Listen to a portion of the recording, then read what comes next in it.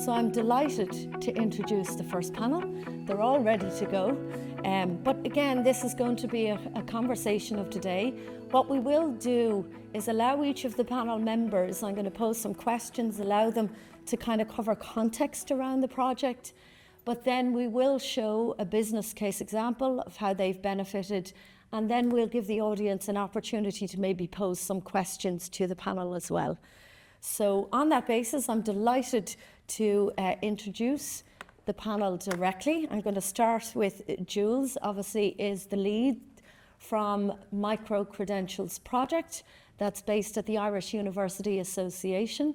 Jules, you're very welcome today, as is all the panel members. So Jules technically will give a little bit of context around it, but then we'll move into each of the panel members. So we have Katrina Nievikel. I hope I've pronounced that correctly. I'm practicing last night, I can tell you. Katrina is the lead project for DCU. We then have Fiona Gamble, who's directly on the far side from Trinity College project lead, and we have Marion in between project lead from UCD. So maybe to give a little bit of context, I'm going to hand to Jules maybe straight away. So Jules, over to you to talk about this game changer that is MicroCreds. Well, thank you, Natasha. Thank you so much for bringing us all together today and for being here to talk to you about MicroCreds. So MicroCreds, they're a fantastic opportunity for business fronts. They are short, skills-focused courses designed with enterprises in running. In addition to the 3 Dublin-based university partners that we have here today, we have 4 other university partners: University of Galway, University of Limerick, Limerick University, and University College Cork. And together across the 7 university partners, we have over 500 courses available. We have a very large portfolio of courses and a range of skills from business to agriculture, health, digital skills, but a really wide range of skills that are available through our courses. The courses themselves, they are for people who are currently in work, people who are in the workplace. So you're promoted, of course, with the skills that all in to deliver instantly fashion in the workplace. So we get real value through learning, and that's the way that is, of course. So I think that really, Natasha, they're a great way for businesses to access skills in a really sort of short, sharp, efficient way. Yep. Perfect. I'm going to move around the room now so I can interact a little bit with my panel here as well. I think that's reinforcing that message from business, Jules, that really time is of the essence with business, and particularly with the micro businesses. They want to just a quick dip in and dip out, but actually on the basis of workforce development, maybe dip in and out at different times. So that short, quick hit piece allows that through MicroCreds. Maybe what we might do is delve in a little bit to what we know are coming up constantly from businesses, where they tell us things like leadership skills in particular is quite important. We've certainly seen since COVID, because the work environment is changing, actually how we work, remote working, managing that and leading your teams through that different spaces, I suppose, is a key element. So maybe Fiona, I'm going to start with you, if I may, on the leadership space. What maybe is there on offer in MicroCreds for that? Yeah, sure. Well, just to acknowledge, you guys know what it's like in terms of the challenges for SMEs in particular are unprecedented, whether you are looking to scale your business, increase profitability, or in fact just survive. So we've taken industry-informed data. We've been out there talking to people. What is it that you need to make a sustainable, successful business in the future? So I guess that some of the major trends emerging are, so for example, one, all of the universities here offer leadership programs, and really the idea is to maximize that leadership potential that exists in all companies. And a few of the emerging trends then within that would be, for one, emerging leaders and developing leaders. So you've got some high performers in your organization, and they're going to take on additional responsibility, for example, leading multiple teams and so on. So we look at taking individuals in and really allowing them to engage with experts to other learners, and really to develop their own knowledge and skills and reflect and really on their own leadership style, and bring an action plan right back into their organization. And the goal again is to come back out. So the course may be six weeks long or whatever. But the goal is that through the assessment in that course, it would be all your own work related, developing your own strategy in your company so that you can indeed make an impact. And that's where it's all about. That's what we're all trying to do here, is provide an impact. This is different than a longer, master's program that has a different objective at the end of it. So that emerging leaders is one. A second one then is really around providing confidence to business leaders in the area of finance and finance language and terminology, really to enable effective communication with accountants and finance people and people who are maybe a source of funding. And with that, it's to bring people in, develop their skills in analytics, in analysing financial statements, and give them the confidence to really be able to look at the critical metrics to drive business success, including cash flow, for example. So we've had great feedback for people who've come in. They come on site, they spend 4 days with us, 4 intense days, and by the time they leave, they really feel they've got a good understanding. So that's one of our really kind of more popular and highly trending areas. Another one we have then for leaders is all about bridging the gap between AI technology and analytics technology. So there's a lot of it's everywhere. There's a lot of terminology. There's a lot of talk about data centers and all the different formats of AI and technology. So there are courses to say, okay, as a leader, what do you need to know? And really, it's so that you can engage and look at opportunities to add value in your business. What makes sense? And again, it's about the terminology and giving you a broad understanding of, well, how could this impact your business? What could you do? What size? And depending on where you are, growth. And to enable decision makers to make data-informed decisions and really just provide a framework on a strategy going forward. That's also a course that we have on digital and AI for leaders, hugely important. And then I guess the last, I suppose, big trend that we're seeing is all around the ESG, and again, providing leaders with a route to not just look at this as something that has to be, but looking again from a leadership perspective as an opportunity to kind of harness growth and so on. They're the key points to that. Thanks, Fiona. In a nutshell, on the leadership side, we might come back to a couple of things. I suppose the next trend, and I see Gavin here, I'm going to pinpoint people as I go today. Gavin is here from Fingal County Council, and Gavin is one of the key enablers in all of our subsector groupings that we have. So we have sector groupings from construction to retail services, biopharma, transport, logistics. One of the key areas, and we had 2 meetings actually with 2 sector groups this week and a full implementation group. One of the key sectors, and Gavin knows this, that comes up constantly is green and sustainability. But even mentioning the word green and sustainability, the narrative around it, what does it mean? What does it look like? Maybe, Marion, I'm going to come to you from the offerings, I suppose, particularly in that space, which I'm sure is very relevant to everyone in the room, but it's constantly changing, certainly since last week, and the announcements, regulations and all the rest of it, which we won't get into today. MicroCreds, what's on offer there? Yeah, I suppose, as you said, Mark, the whole environment, green space is changing rapidly. It's a really big cohort for us in terms of offerings. We have about just over 20 micro-credentials that are targeting environmental sustainability. They're broken down into kind of 3 pillars, really. So in the agriculture and the food space, we'd have a number of micro-credentials looking at sustainability of food and looking at supply chains in food, really looking at the environmental impact of that.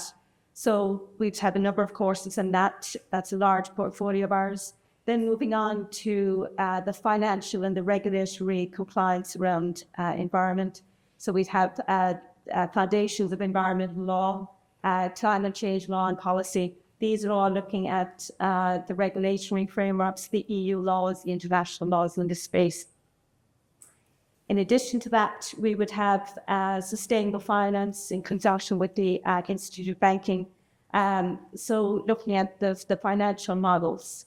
So I suppose looking at those elements, and then in terms of the ethics around sustainability, we have a number of courses in ethics, and we also have a number of courses in things like carbon footprinting, in the environment, in the energy space. So really a very broad groupings of micro-credentials that will meet a variety of needs. They go from level 7 right up to level 9.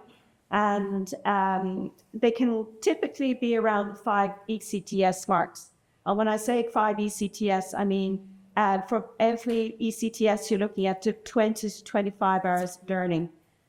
Many of them are funded through the Learner Subsidy Scheme, and those majority of them actually would be around 80% funding. So it's a very good value for the employers looking to upskill. So I suppose that's really what we have in this space at the moment. Broadly as well, if you're on MicroCreds.ie, where you'll find all of the information of our micro-credentials, you'll find about 40 micro-credentials at the moment that if you just type in environmental, that's what will come up for you. So really a very broad portfolio. It's a very broad space. And people are looking for very niche, and this micro-credentials are very useful because it's broad, but you need very niche knowledge as well, and you need to be able to upskill quickly, and micro-credentials really does that job very effectively. And all our micro-credentials are certified. You have to do an exam, so the employer does know that the employee has done the course, has been assessed, and at the end of that, they'll get a supplement of learning, so you know exactly what has been learned, what learning outcomes be. Okay. Thanks, Marion. I think you've made a valid point, even highlighting some of the sectors. Green and sustainability, whatever we're calling it, is cross-sectoral. Doesn't really matter what business you're in, it's impacting. So the provisions, and I think what's great equally, bite sizes, but kind of progression pieces as well. So if you don't have a foundation in it, because very often when we speak to certainly the smaller businesses, they want the foundation to get an understanding, well, what impact is it going to have for them? Certain types of courses might suit to start that journey, and then as they build that journey in sustainability, they might then come back and bite-size in other courses, which I think is very relevant. We'll keep with the theme of particular areas, because I know another area that we tend to have the conversation with businesses, they're all talking about digital transformation. Digital transformation, what does it look like? Again, that journey is very different for a micro-sized businesses versus a multinational. And because they're very different, again, there's certain offerings in that. Katrina, I might come to you at this stage, because it's an area in itself that we're unsure as to what that journey might look like, but certainly on the offering side, you might give a little bit of knowledge around that. Yeah, absolutely. And thanks very much for the invitation to be here, Natasha. It's great to be with a group that are so involved, and really where we're getting the information from, the data from, as Fiona mentioned earlier. So we're designing the courses. The universities are designing the courses based on that information that's coming back through Enterprise Ireland, coming back through IBEC. All of that information being collated. And there are specific areas, as you said, those, Natasha, that they're really, government is really needing upskilling in. So we're trying to address these. So your role in this is central. Around digital, I suppose, digital world transformation, it's imbued. It's nested into nearly all of our micro-credentials. But the one I want to talk about is around analytics, tools, and programming. It's one of our business schools, GCU business schools, and micro-credentials. And I might ask for a bit of crowd participation levels. Always a good thing. Always a good thing. Chat to the guy. But could you all just give out this is to show your digital your skill that you have around this area. So could you all get out your phones, please? Can you look at microcreds.ie? If you just put that into please, And this is a good way of, I suppose, guiding you through navigating where you can get the information. This is kind of the shop window for our micro-credentials. But if you go there and if you go to just a search bar and put in DCU, you'll see a little drop down, have Dublin come up on it. If you click on that, it'll bring you straight through to the page for DCU micro-credentials. Now you can do it for TCD, you can do it for UCD, and for the other universities within the grouping for this project. But that's the center of where you find all the information. Now if you scroll down, you'll find the micro-credential I talked about, and that is analytics tools and programs. So we just represented your transversal skills, right? Number one, around digital. And this thing around transformation, the idea of transformation. We have skills already. And these transferable skills, as I said earlier, they're ways of learning, they're ways of thinking, they're ways of working that we already have, right?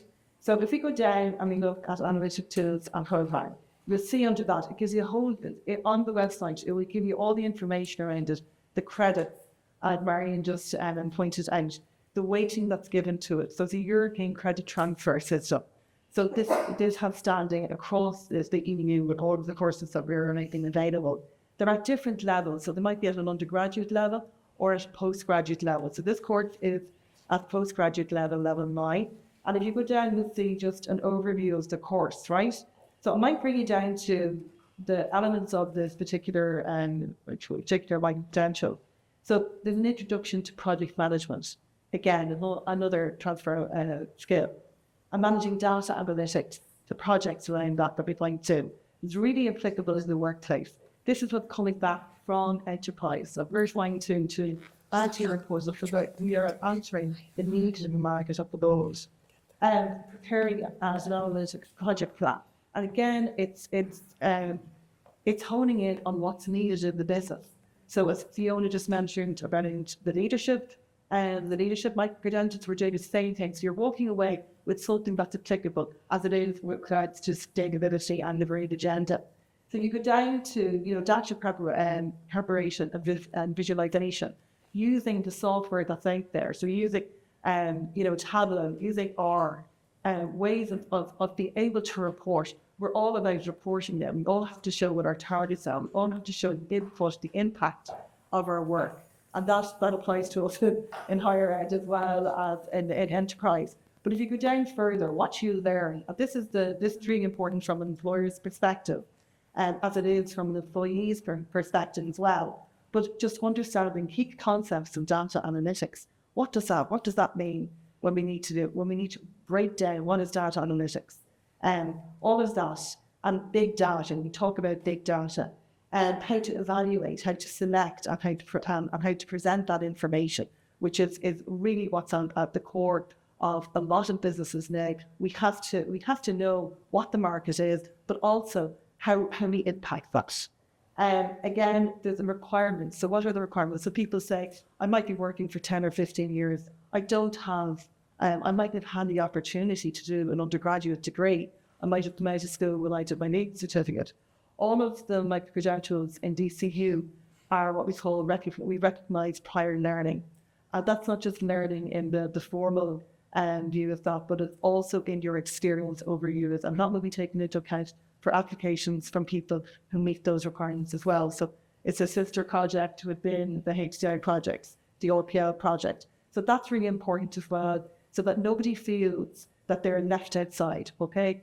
But again, there are different requirements. So it's just going through all of the different requirements. So they're reading through it, but there is support on the other side, at all of the universities, in the IUA, and it's really important that people are made aware of that. So I hope that just kind of gives you an idea. But if you go through the MicroCreds website, it will give you the course outcomes, what you will get at the end of it, how it's recognised, and the weighting and the support that there's to that as a piece of learning. But with your transversal skill around the whole digital area, it's ways of working, ways of thinking, how we do that, how we critically analyse something, how we communicate with others, how we work in groups. Teamwork is huge, and probably I would say from my experience talking to enterprise, it's huge when you get that person and they're working with you, how they engage with other people, not just, that's a major, major skill. And it's one that keeps and binds teams together, as well as all of those being able to do the analytics, being able to do what they say on the tin. But yeah, so I hope that gives you kind of an overview, but that's where to know MicroCreds.ie. Perfect. Thanks, Katrina. I think that term, even transversal, sometimes is a little, what is that? What does it look like?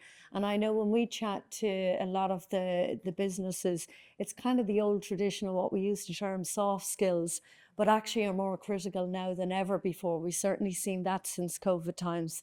But yeah, it's one that comes up time and time again. Maybe the other important thing, and I'm going to come back to Jules now, you've got a nice rest there for a little bit. Funding. Funding is the key aspect really for business. You know, while these bite sizes are there to engage in, the key question they're always terrified to ask is, well, how much is it going to cost me? And what's it look like? What's available there on the funding side? Jules, maybe you'll cover that one. Yeah, absolutely. So we're in a very fortunate position at the moment, and there are a number of funding mechanisms available. The key one that we have, the majority of, course, is the HCI learner fee subsidy. So that is a 50% to 80% subsidy. That is on a significant number of our courses. The 80% subsidy is on, I guess, some key skills such as digital, AI, green skills, but the rest would be on more than 50% subsidy. We have, as I said, hundreds of courses available that are covered by this subsidy, but the places are limited. So I do encourage you to go on MicroCreds.ie and take a look at that. In addition to the fee subsidy, we also have a number of our courses that are delivered in collaboration with SkillNet. So if you're involved in any SkillNets as well, there are subsidies available through those. And there are some other subsidies around. But at the moment, we're in a fantastic position, particularly with the 50 to 80% off through the HCI subsidy there. That's that national training fund that is talking about. You see, it is being used for things, but again, it's about the businesses engaging to avail back of that funding. So that's the key question really for businesses. Maybe I'll just ask Marion for a minute, you know, there's employers in the room, but there's also learners in the room. And when I talk to an owner manager, I say, actually, are you thinking about yourself too? Because it's sometimes they focus on their employees to upskill their employees and not so much on themselves. Yeah. Who generally, when they come to you to ask about the courses, who generally is coming to ask and signing up, registering for these courses? It can be a mix of both the employer and the employee. So we have, so always, I suppose, it's the students that we have, that UCD has the relationship with. So as an employer, you might come to us and say, well, I have 10 employees that want to do this course, and you know, you can ask the employee then to apply to us, and then we can invoice the employer if that's what you want. Alternatively, we can talk to employers about if there's enough numbers for a course, maybe to run a bespoke offering of that course. So there's kind of the two options. Ultimately, the relationship is always with the student directly. So the student who's going to take the course will apply through our systems, and they because they're doing the course, they're the ones going to be assessed. That is how the relationship works. But then we work in the background to either invoice or to there's a direct debit option as well. So whatever really works for the employer, we're open and very flexible about doing that. So we can work with students on that very easily. Perfect. Fiona, maybe I'll come back to you, because I can say, actually, I walked the walk where I actually did a micro-credential from Trinity. And I suppose this quick, you mentioned a couple of things earlier on, the quick hit. Generally, the one I did was 6, but they range. Can you give me an idea of the range of weeks are we talking and what that looks like? For me, it was 6 Tuesdays, 6 o'clock to 8:30. That's the kind of question people want to know before they sign up. What does that look like generally? It can vary. Now, generally, because they're micro-credentials, I guess they're usually in and around 6 weeks. Sometimes they might go a bit longer, but then there are the deep focused ones, which I mentioned, like the finance one in Trinity, that is 4 days intensive.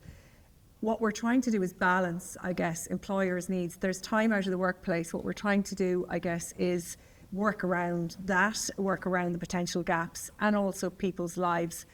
It is often around one night a week, as you say, over 6 weeks. I walked the walk as well in October, and I did the big day driving performance with data and AI. Now we spent Tuesday and Thursday nights from 6:30 to 9, and it was quite intensive for the month of October. But that was fine. I just said, guys, nobody's going to see me for October. It's going to be really, really busy. We were done and dusted, and then you might have an assignment, which I did, and you probably did something similar. I did the assignment, then maybe took a couple of hours the weekend here or there, which I submitted in kind of maybe 6 or 7 weeks later. I based it entirely on my own job and my own work and submitted it. So it's been invaluable that way.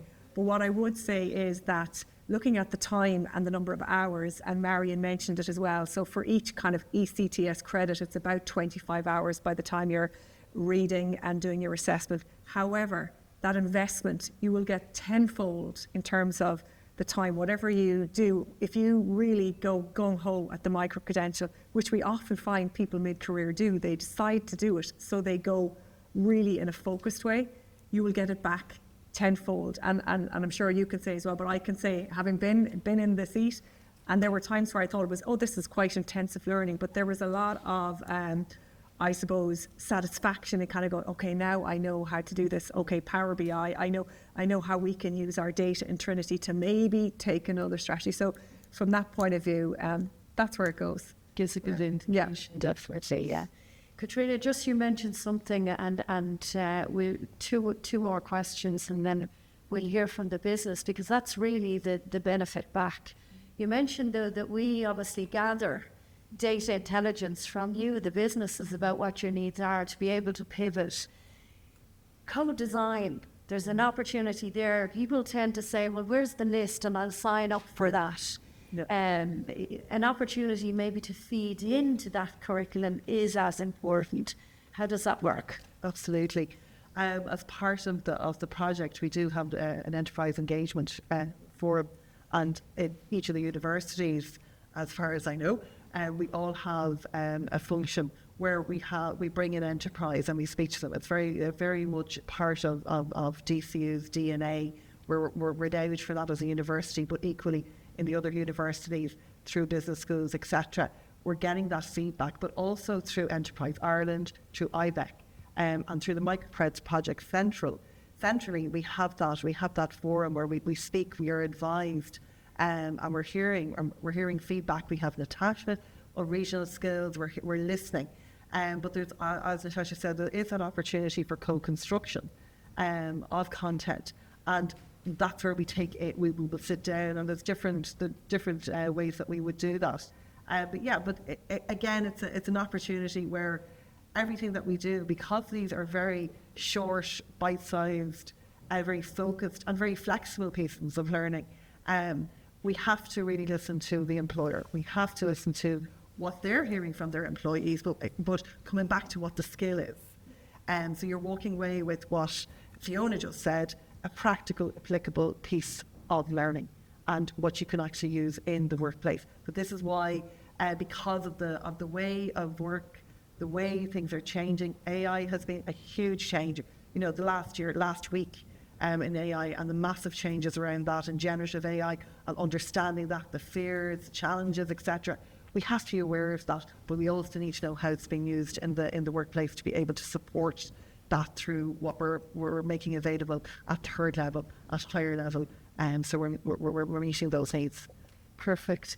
Now I'm going to finish maybe with Jules, because this is really where the exemplar is in terms of micro-credentials and the project itself. And I know a lot of work has been done around that challenge of how businesses navigate where they can find the information. And we often talk about a one-stop shop. There's lots of one-stop shops, but this is seriously a one-stop shop. This is, award-winning one-stop shop, MicroCreds. Can you maybe just direct the employers there and talk a little bit how that was developed, Jules? Because I think that's important it was really guided by people in the room here, businesses, stakeholders, to try and navigate that system. Yeah, absolutely. So MicroCreds.ie is the place to go for information. As if you've all gone on now, thank you, Katrina. So that's where you can find out more information about micro-credentials that are available for you all to take a look at. The platform itself was developed in collaboration with our university partners, but also through our enterprise advisory group as well. So when we were looking at the user experience and we were looking at how people would find out more about courses and the information that would be useful, we really did take a lot of time to think about what was needed and what would be valuable. So take a look at MicroCreds.ie and that'll be the place you can find out more. Perfect. Thank you, Jules. What I'm going to do, the panel is going to stay there for a little minute or two. What we're going to do now, the real showcase, I suppose, is the business side and how the business has benefited. And we've got one particular video from Dell Technology, and I won't steal the thunder and let him speak.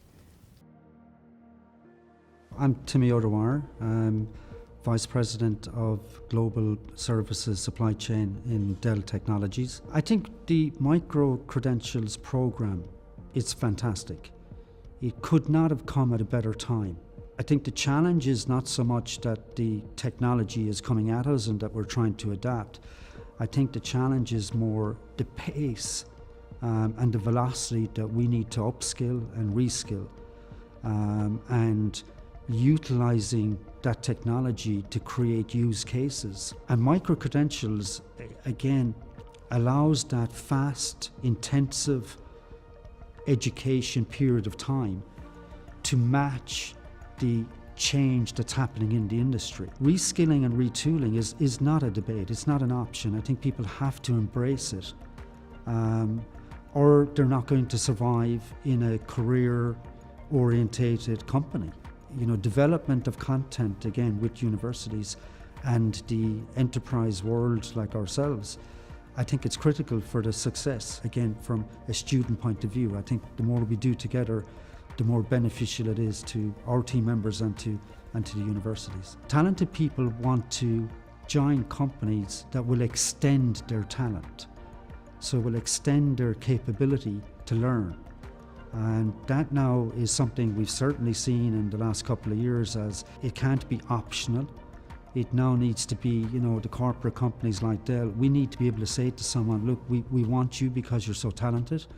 And by the way, when you come in, you're going to progress that learning and development, you know, from a professional point of view. And again, micro-credentials is just fantastic, that fits that portfolio, in addition to other internal training and development opportunities. Perfect. I think the video speaks volumes in terms of the journey that they've gone and the benefit they've gone through as well. As Jules mentioned, there's an opportunity to connect in with MicroCreds.ie. You've informed it. The journey learners, businesses have engaged in the development of this. And I'll call out David, who's in the room, David Carskaddon, again, the comms expert on MicroCreds.ie, who was instrumental in the development of all of this. It's a huge opportunity for us, certainly with businesses.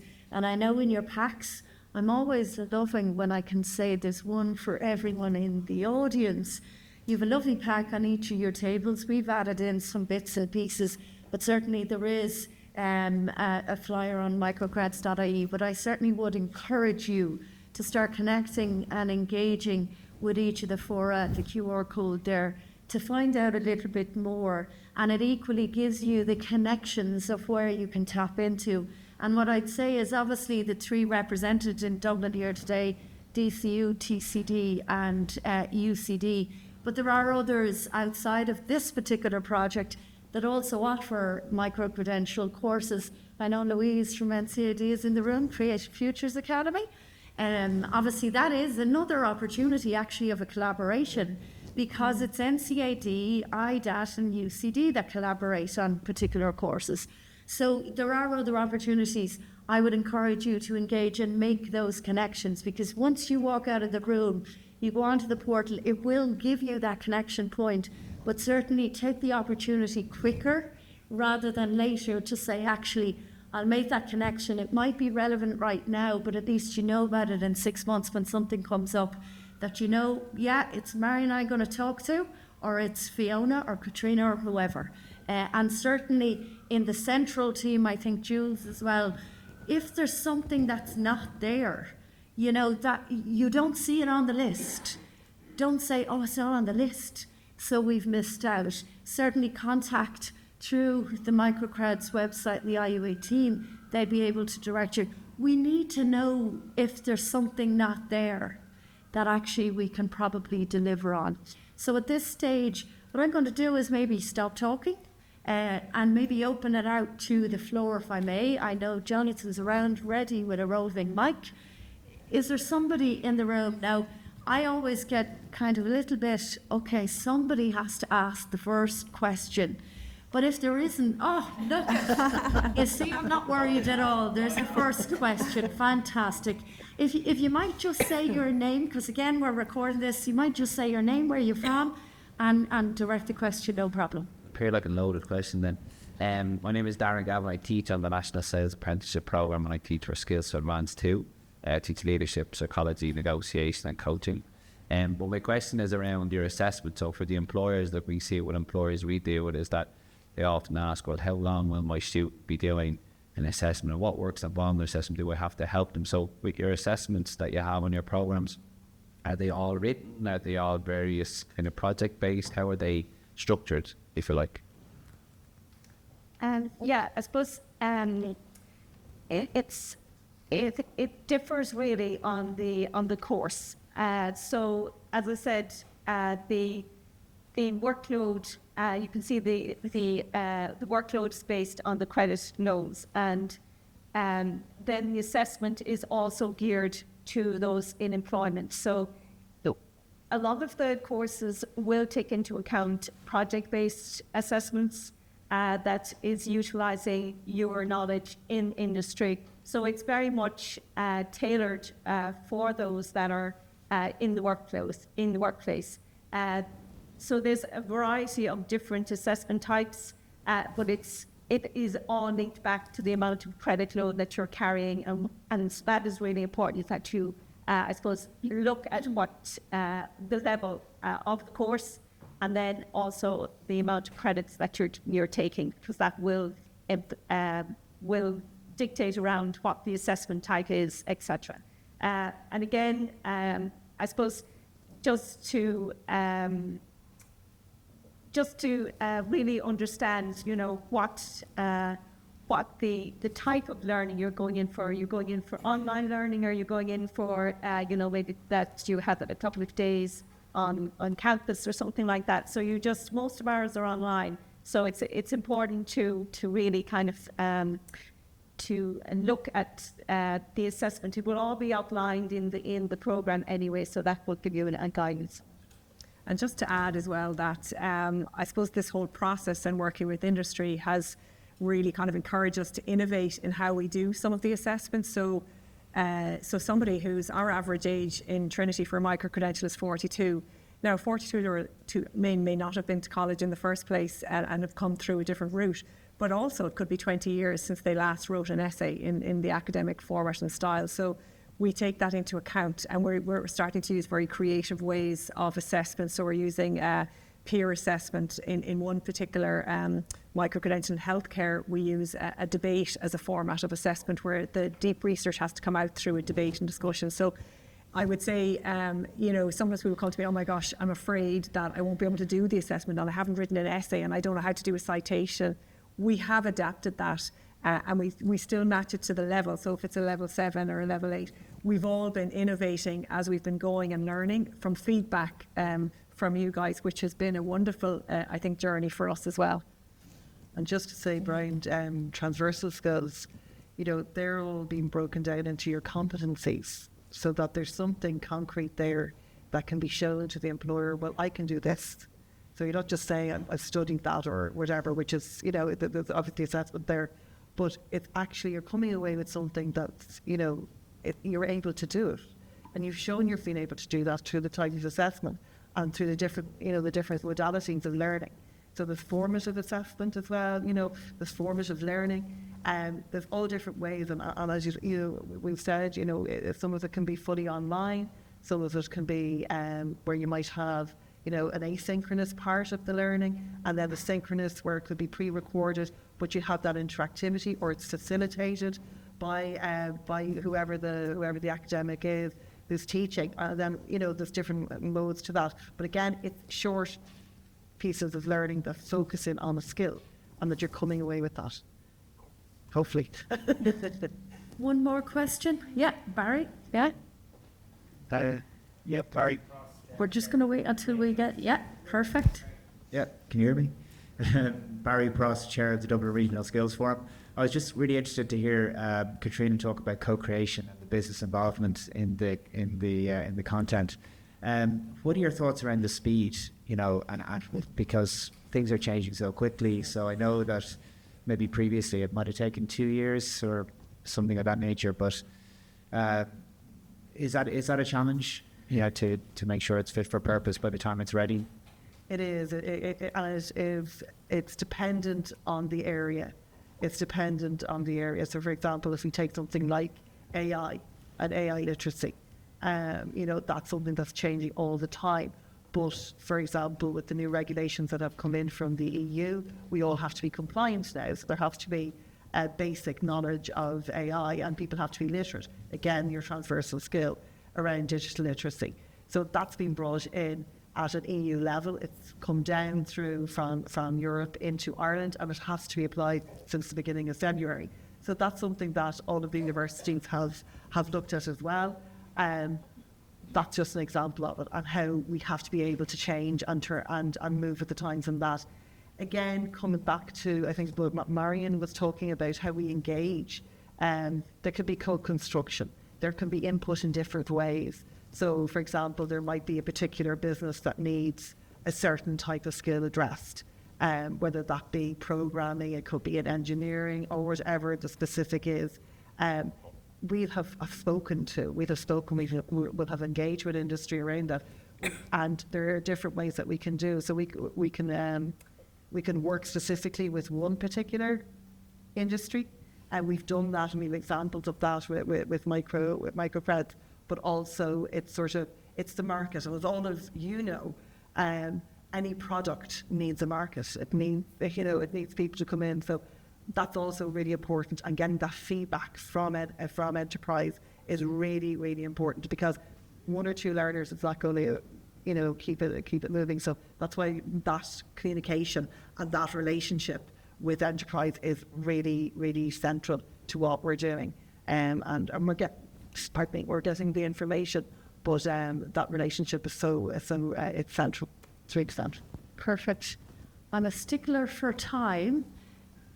Lorraine, I know. Yeah, absolutely. Work away. Yeah, you're like it. Jonathan's just going to come in.